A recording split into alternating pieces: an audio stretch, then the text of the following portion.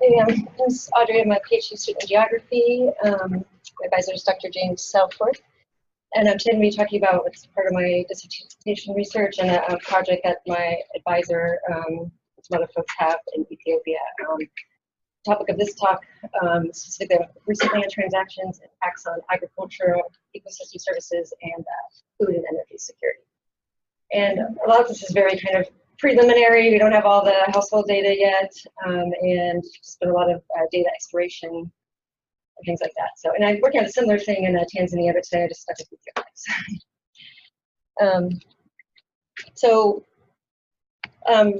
Land transactions are kind of known in the literature and among stakeholders and people involved as land transactions, land investments, large-scale land acquisitions, or land grabs, kind of pejoratively in the literature or in the media as well.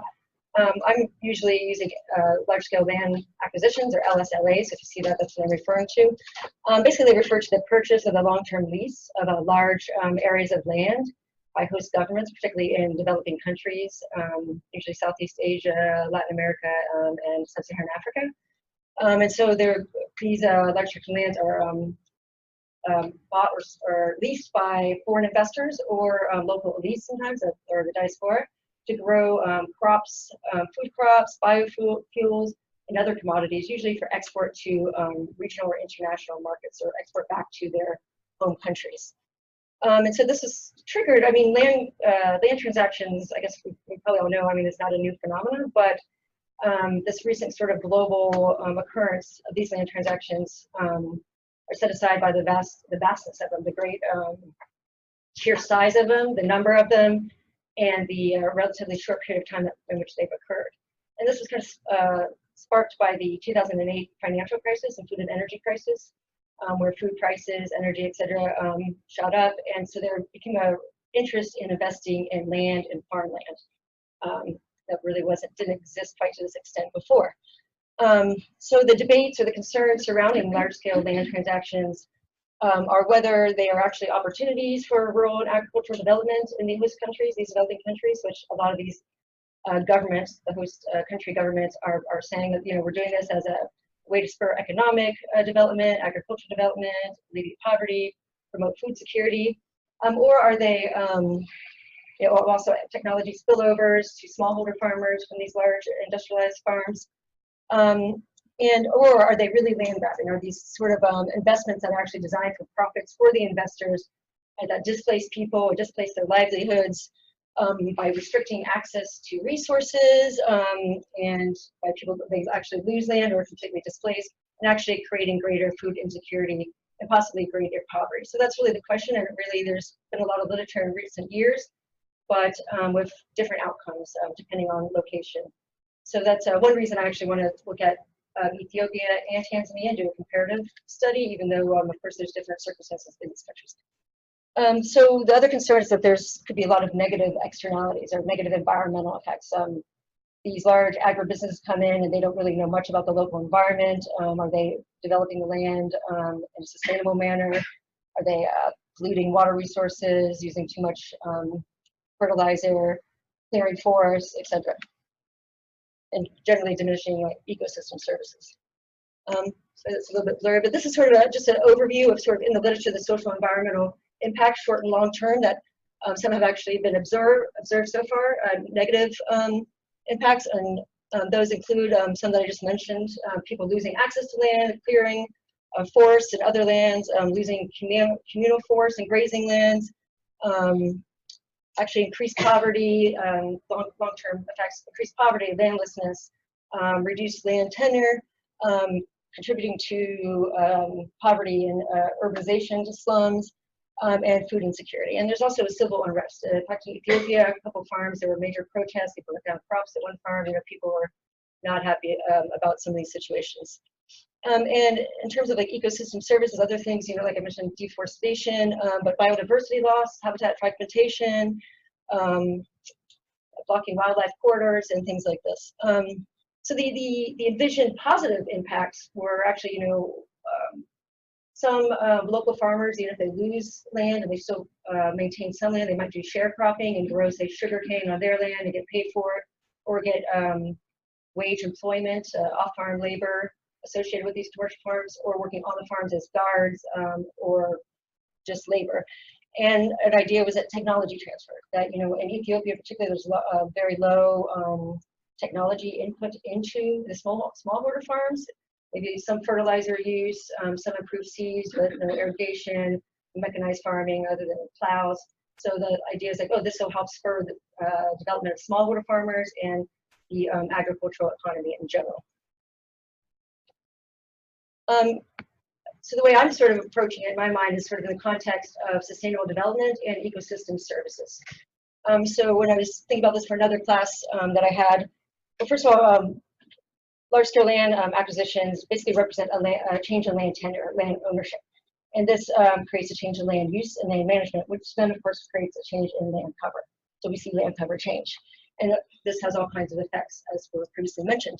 And of course, in ecosystem service theory, you know, the relationship between environmental change and human well-being is very pronounced and proven, of course. And for the Sustainable Development Goals, Millennium Development Goals, I suppose, these are the ones that I was sort of looking at with the effects of these, like the end of poverty. You know, do these land transactions contribute to poverty or actually alleviate poverty? Do they help eliminate or alleviate food insecurity, or are they contributing to food insecurity and nutrition security in that manner? And also environmental sustainability. Are these farms, these large farms, trying to take sustainable land management strategies, or are they less sustainable than actually the land uses before? Smallholder agriculture, agropastoralists, natural woodlands, etc. So land grabs are most prominent in sub-Saharan Africa, largely due to the perceived abundance of agroecologically suitable land, also relatively low population density compared to size of some countries in Africa, and because of this perceived production of, like, they're not producing as much as they could, this yield gap, which yield gap is sort of it's the measurement between the attainable yield and the realized yield. Is that right? So it's like how much this land could produce as opposed to how much is being produced, given the agroecology and appropriate inputs. So in sub-Saharan Africa, Ethiopia, Tanzania, Sudan, Mozambique, and Madagascar have the highest number of large-scale land acquisitions. And in these countries, there's particularly weak land tenure system, which may contribute to this, of course. And these governments, well, other governments, have welcomed these land investments as a strategy or proclaimed strategy to boost agricultural production and development and economic development in general. So my study area is Ethiopia, located in East Africa or the Horn of Africa. About 85% of the population relies on agriculture, works in the agricultural sector. A large portion of the people are agropastoralists, but majority are growing crops and are sedentary to some extent, although there are a lot of pastoralists as well. There has been persistent food insecurity in the country, as a lot of people are probably aware, you know, hearing the news over the years, near your age, a little over. And very high poverty rates. And even though it has one of the fastest growing economies in the world right now, actually, the gap, and like we see in many places, the gap between the rich and the poor has actually widened, and the poverty rates in general have been pretty stagnant and not improving. And of course, since there's a high portion of the population lives in rural areas and are subsistence farmers or agropastoralists, people highly rely on natural resources and ecosystem services. In regards to energy, since one aspect I'm looking at is energy security, 80 to 90% of the population actually relies or partly relies on fuel for their energy supply. Ethiopia is really quite interesting. It's very diverse topographically in terms of climate, vegetation, etc. It has 3 of the biodiversity hotspots in the world. So because it changes so much in elevation, there's quite extreme differences in temperature and precipitation throughout the country. And these are the ecozones here. And just for an example, just looking at, you can see the difference in the graph, the different areas of annual average precipitation, how different they are. And it's, you know, it's, well, I'm not a climatologist, but in general, the climate is pretty complicated there, but also in that region. But then because of the topographical and elevation differences in the country, it creates very different sort of microclimates and agroecological zones. These are the agroecological zones, which is quite a few for one country, and these are the livelihood zones on the right. And I'm sorry, I don't have the legend for that, but it's showing how diverse it is because of the climate and the agroecological zones. Granted, farming and livestock rearing and dependence, but they're growing different crops in different regions. And this just, the reason I'm showing this is because it sort of points to when you put in these large commercial farms, they're not necessarily taking into consideration the context of the environment and the appropriate crops to grow and the appropriate inputs to use and the amounts there.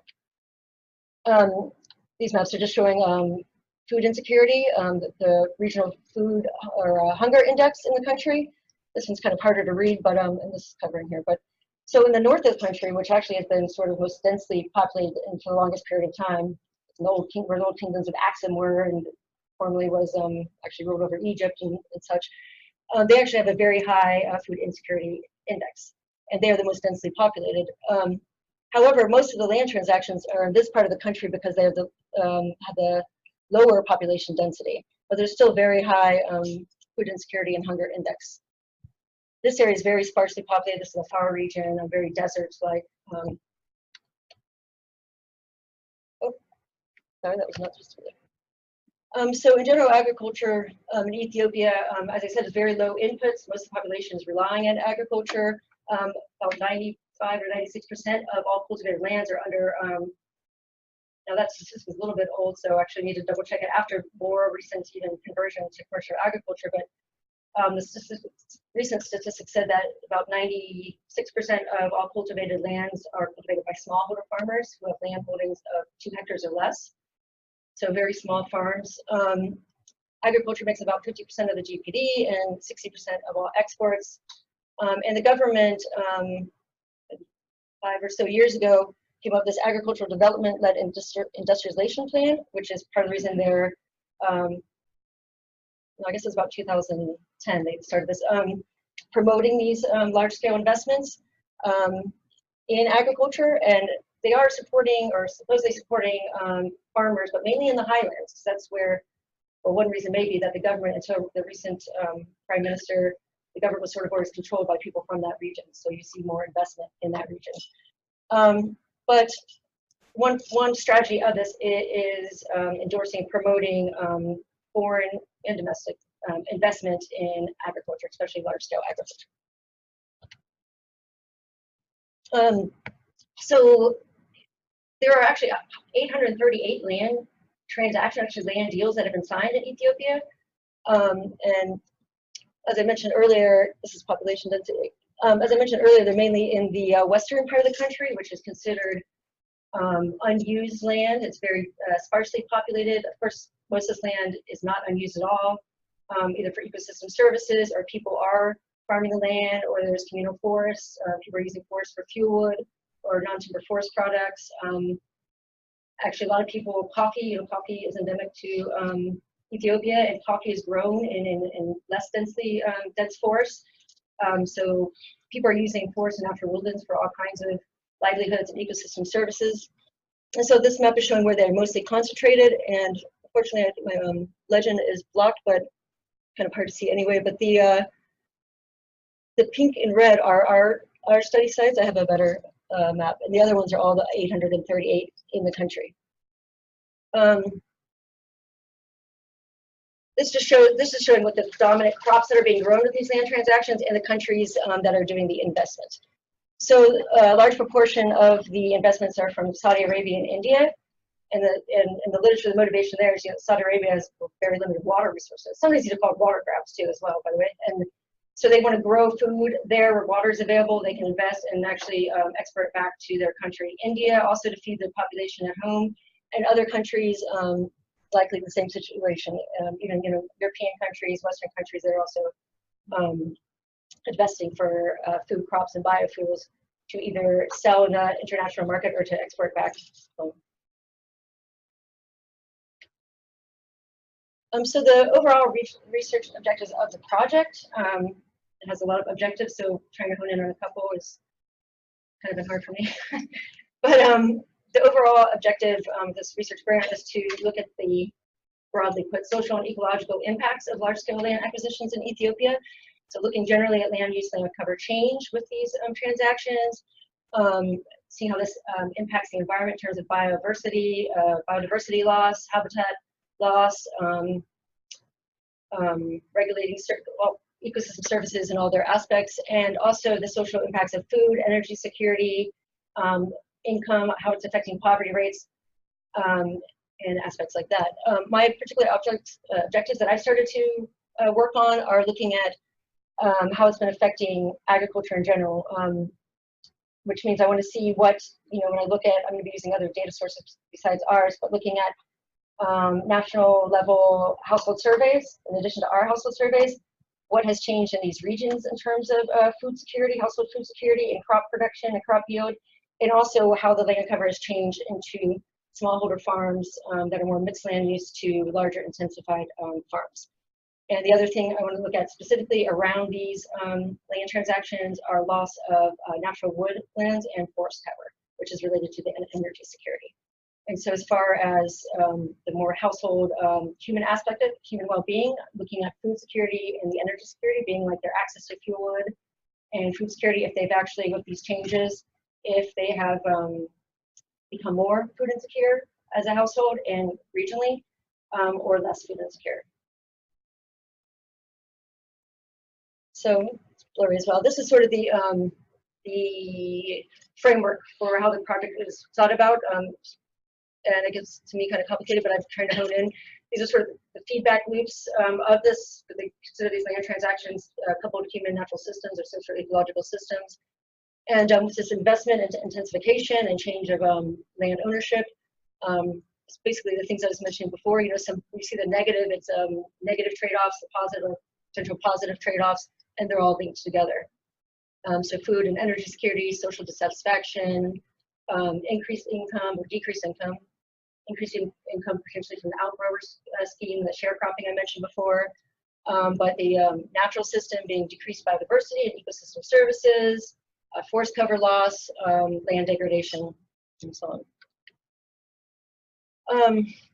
So the effects of land cover, large-scale land acquisitions in Ethiopia in particular are similar to anywhere else, but particularly looking at forest cover loss, which is very, Ethiopia is one of the most extensively deforested countries in the world, actually, but it happened in the last century. But they've been trying to the government had actually been trying to reforest, but now these large-scale land acquisitions are clearing lands as well. So this is a major concern in the conversion of small-scale farms and rangelands to intensive agriculture, and some other considerations of biodiversity, habitat fragmentation, water availability, and quality. And as I mentioned before, socioeconomic sustainable livelihoods and food and energy security. So data that the team and myself are using, there's this database online, this publicly available database called the Land Matrix, which people, and we hope to contribute to as well, to put more data in there and updated data and more precise or accurate data. But this database has information on land transactions all over the world. And so first we start with that and looking at what they have for Ethiopia. And then we also spoke with, I spoke with people at the Ministry of Agriculture and see what they would provide us with, or which it's a little bit of a touchy subject. There's some controversy over it, so it's kind of some careful navigating. But they had some data they were willing to share. And then the team who, my advisor and the co-PIs who initiated this project and the grant, decided on the ground after a couple of years, it came up with 16 study sites, 8 control and 8 treatment sites. The treatment sites are the actual transaction sites, and then the control sites are nearby areas with agroecologically similar and socioeconomic similar areas to control, to do a statistical matching to compare the effects of transactions versus non-transactions. And then we, at each of these sites, control and treatment, we do household surveys. And then also for the land cover change, lots of remote sensing data. I'm personally using a MODIS 16-day 250 meter resolution for NDVI time series analysis, and Landsat 30 meter for land cover classification. And the only part that I've actually gotten done so far, the Hansen data set global forest cover, looking at preliminary forest cover loss. But that's here. But that's the problem with Hansen data set is that it's really their definitions of forest cover. Actually, particularly for Ethiopia, is troublesome. They have specific definitions of forest cover versus non-forest cover, which don't quite fit in every region of the world. And also, even though it's a 30-meter spatial resolution, it's problematic in a lot of ways. So that was just sort of a preliminary thing I did. So I had some results to present at my conference. So, and then as far as the methods, we're doing the change, land use land cover change analysis, which our whole group is doing different aspects of it. So some of this I plugged into here. Land cover classification for all of Ethiopia for 2 time periods, land cover change trajectory, DD time series, and then we'll do some statistical matching and multi-level regression model. So I was in the field a couple times in Ethiopia with a team there, and we did ecological data collection at the control and treatment sites and household surveys. Household surveys are pretty extensive, asking questions about food security, crop yield, before and after the transaction, income, and the ecological surveys were transects and counting tree species diversity and abundance, which said I would. So first was looking at we did this as a team, looking at the 838 land transactions that are documented, but there aren't necessarily exact spatial locations or transaction boundaries. So we first wanted to map those, what we could map, and look at the average transaction size and the number of transactions relative to the size. As I mentioned before, most of the transactions are in the western part of the country, and this is overlaid actually with the Hansen forest cover. And so this is, and it's well, actually it's Savannah on this, but the Hansen, which I'll show you in a minute, shows a lot of that, except for not up in Tigray, as forest cover, which isn't really forest covered. I was trying to zoom in on the western area to show you. So hard to see the. I think I made some. I need to fix the map because the black parts are too thick here. But it's the 16 project sites, and then there's the actually 737 boundaries that we were able to get out of the 838, and then the should be 838 in the country total. So these points here are these are the states of Ethiopia and our actual sites with those points or the letters that you see that we are doing the studies at. I've been to 3 of them. And this is just, I want to show you an example of a land transaction. This is a satellite image showing this land that has been converted. Where if you look at images before and after, this is showing the actual transition. And I have another slide that shows the transition extent and percentages. But this is the boundary of transaction, land investment site. And then this is, I'm sorry that I should have thought about where this would be because it's blocking all my legends. But oh, you can? We can try that. Sorry.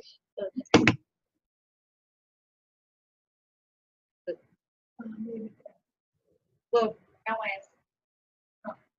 that's okay. I can. Okay. Better? Yeah. Sorry. I can tell you that the orange is showing agriculture development, and it's even more pronounced in this original image. And then woodlands is the lighter green, and open woody savanna is the lightest green, and red is urban or built up. So here's some sort of raw images with the showing before and after actually of these land transaction boundaries that we were able to digitize and map, and then the actual conversion to, you can see it clearly there and here as well, conversion to larger scale agriculture. Again, this is more or less the same thing, the process that we went through. So this is honing in with high resolution data around a couple of particular sites and trying to actually look at the rates of conversion. These are using these hexagon figures from these satellite images. So we have the statistics. When we look at actual time series analysis or conversion of land cover change, I know I mean I can't make sense of that to just have somebody help me, but we actually see in the transaction sites some higher NDVI, which means greener, more biomass, which is indicating probably more intensive agriculture, more concentrated agriculture, and more crops, and also conversion from woodlands to intensive agriculture. So when we're looking at the woodlands to intensive, the woodlands typically have a higher NDVI.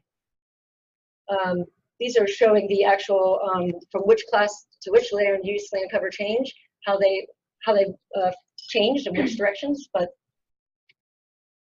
so as far as the household surveys, just some very crude preliminary graphs put together really quickly with the surveys that we have so far, just showing change in income before and after transaction and change in a farm landholding size.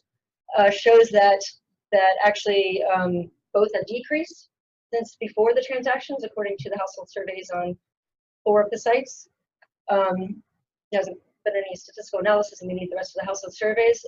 But so far, the preliminary crude data shows that it's actually their income has decreased and their landholding size, which is no surprise because they're losing land or losing completely or just losing part of their land to these large commercial agriculture. So this is results of the Ethiopia land cover classification using random forest. Our postdoc in our lab did this mainly, he wrote most of the code. So, but I'm going to use this and another land cover classification to do a change trajectory. So looking at earlier land cover classifications from other sources, but which aren't quite as accurate because the spatial scale is coarser. It does already confirm recent agricultural activity and environmental change, which is not surprising. This from the Hansen data set shows the baseline of forest cover in 2005, and then if you can make out the red dots, it's showing forest loss up to 2018.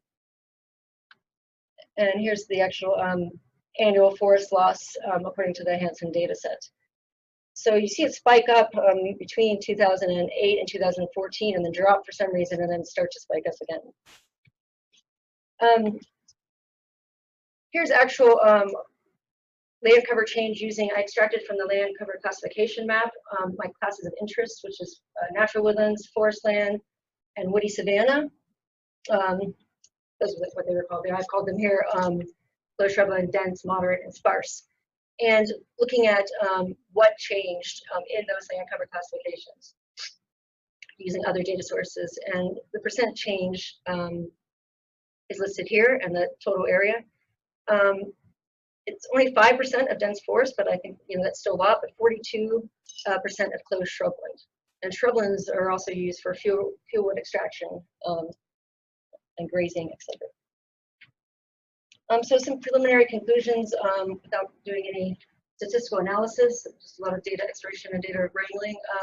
That forest loss is definitely occurring in areas surrounding the ones that I've looked at surrounding large-scale land acquisitions, and it has decreased in the country recently, but that is at a national scale and can't be attributed to the actual land transaction sites until we do the land cover change analysis of these selected land cover types surrounding these all the land transaction sites, or at least our study sites, which we have not completed, and we've also, from preliminary results, determined that not only are lands being cleared by commercial agriculture for the purposes of commercial agriculture, but their woody shrublands are becoming less dense, and they're being cleared because people have been pushed further into other areas to extract fuel wood. So basically, the preliminary guess that we are seeing a decline in ecosystem service provision and access to natural resources for local populations. And the next steps are to create a land cover classification for earlier date other than the 2018, so that we can do a land cover change analysis for the entire country of Ethiopia and the areas surrounding all the land transactions. And to, I'm going to do an NDVI time series, a further NDVI time series just on the selected classes, not just agriculture, but on the woodlands, natural forest cover.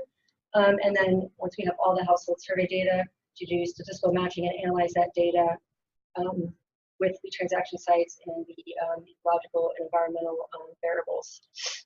And then I'd like to figure out some way to do, there's a lot of stuff in the literature, but I'm not sure, these different methods of analyzing ecosystem service provision and loss using things like Invest, or there's a bunch of different tools out there. I just need to read more about it and figure out what makes sense in this time. That's all. Thank you.